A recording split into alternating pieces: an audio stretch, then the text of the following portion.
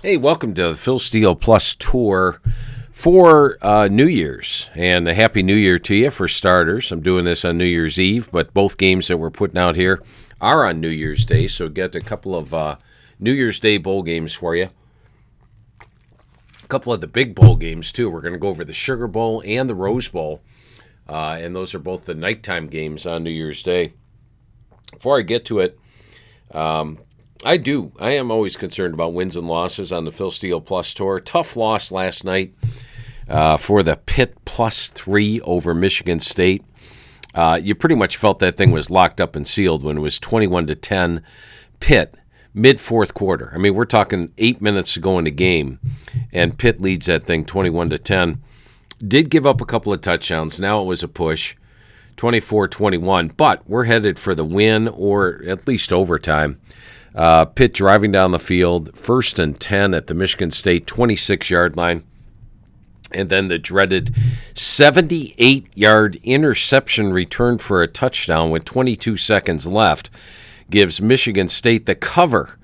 They scored 21 points in the final 8 minutes of the game to turn a 21-10 deficit into a 31-21 cover on a 78-yard interception return for a touchdown with 22 seconds left. Very disappointing. That'll make bad beats, I'm sure, with Scott Van Pelt coming up for the upcoming week, and that was indeed a bad beat. Always disappointed anytime a Phil Steele Plus play loses. But let's get to the two plays here that we're taking a look at. And the first one's the Sugar Bowl. We're looking at Baylor against Ole Miss. Very happy that Matt Corral has opted to return for this game, or play this game, I should say. Kenny Pickett last night for Pitt didn't play. And then Pitt loses their backup quarterback in the second quarter and still led 21-10, led by a third-string quarterback, the guy that tossed the interception return for a touchdown. But that's good news that Matt Corral is indeed playing in this game. Here's a surprising stat for you that I didn't really know until I was doing the research for this game. You just assume Ole Miss is a over team, right? Louisville 43-24, Tulane 61-21, Alabama 42-21, Arkansas 52-51, all overs. But did you know that their last 7 games of the season they went under?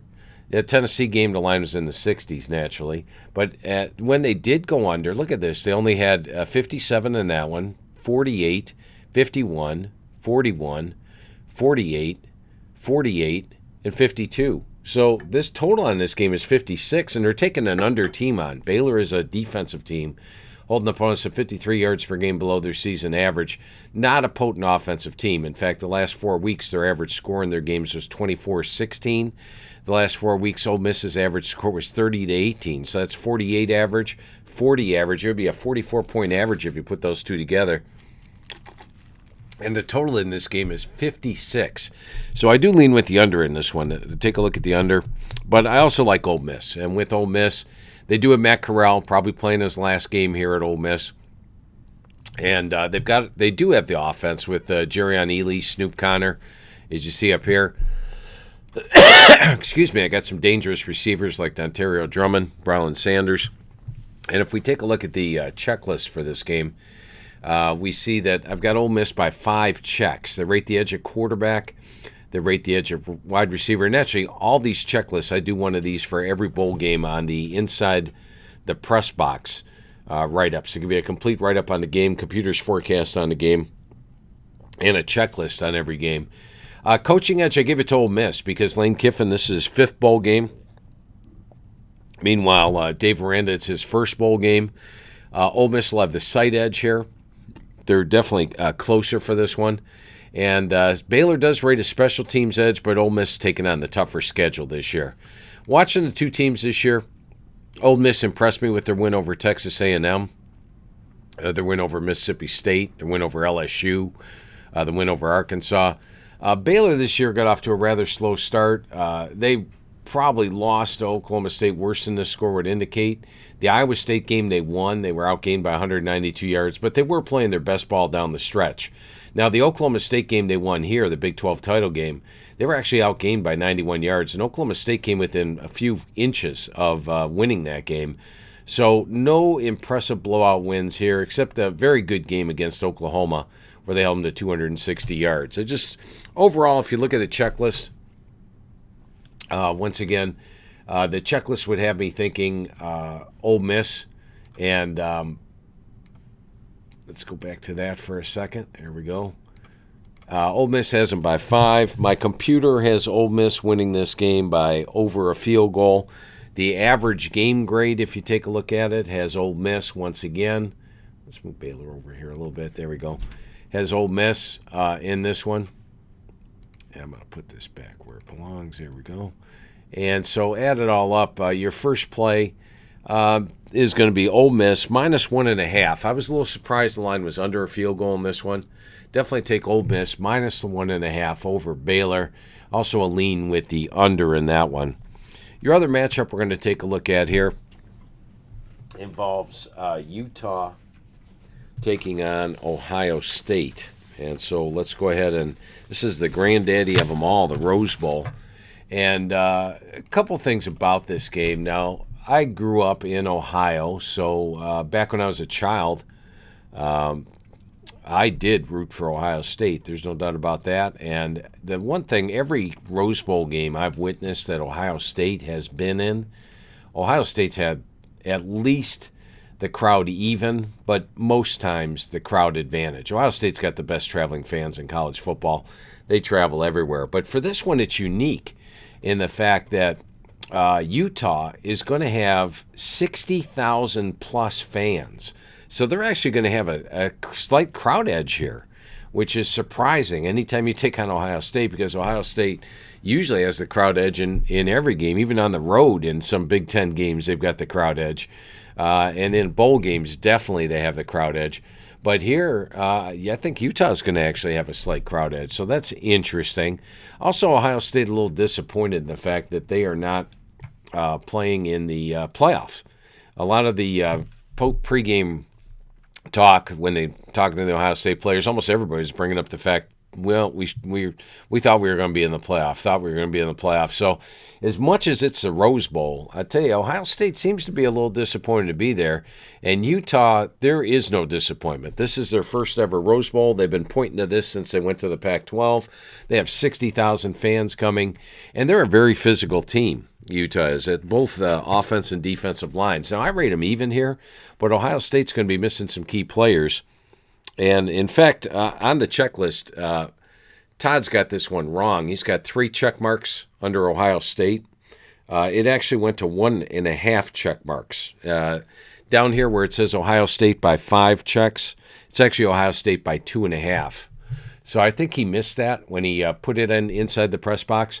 This was originally 3 check marks for Ohio State at receiver, but when Garrett Wilson and Chris Olave, 2 of their top receivers right here, Wilson and Olave, 2 guys going to the NFL, opted out, that dropped it from 3 check marks down to the 1.5 check marks. So actually on the checklist, and Todd will get that corrected inside the press box, and I apologize for that, it is actually Ohio State by 3.5 check marks, and they're laying 4.5.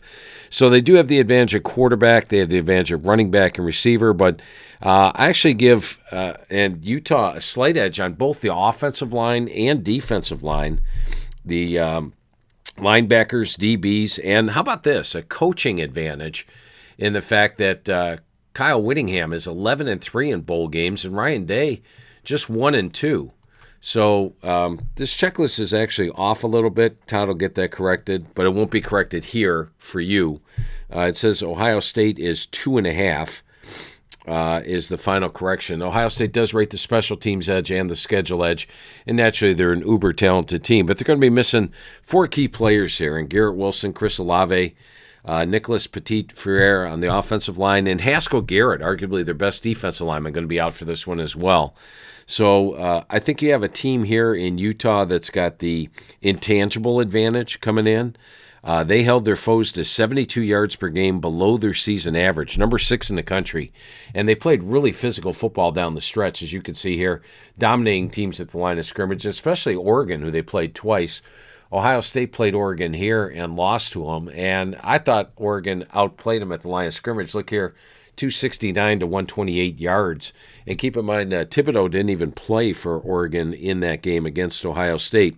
Ohio State against the three top defenses they took on, Penn State, Michigan, and Oregon. And Utah, you could argue, better than two of those three. Put up 29.3 points per game. In their other 9 games, they put up 45.8 points per game. So I saw them struggle in those games. I also saw them struggle when they played Nebraska, for example. They only put up 26 points. So against good physical defenses, they can struggle. Add it all up, I think you have the more invested team here in Utah. So I'd like Utah plus the 4.5 in this game. So your 2 plays for today, we're going to go with Ole Miss minus 1.5 and Utah plus 4.5 in the Rose Bowl. I think you might even have a team that's playing better at this particular moment with everybody here and much more focused on the game. So that'll do it for your brief New Year's Eve, New Year's Day thing for Inside the Press Box. Don't have 80 games to choose from like we do during the season. But I want to wish you and yours a very happy New Year. Stay safe out there. And once again, subscribe, hit the bell, and we'll let you know when the next Phil Steele Plus tour is.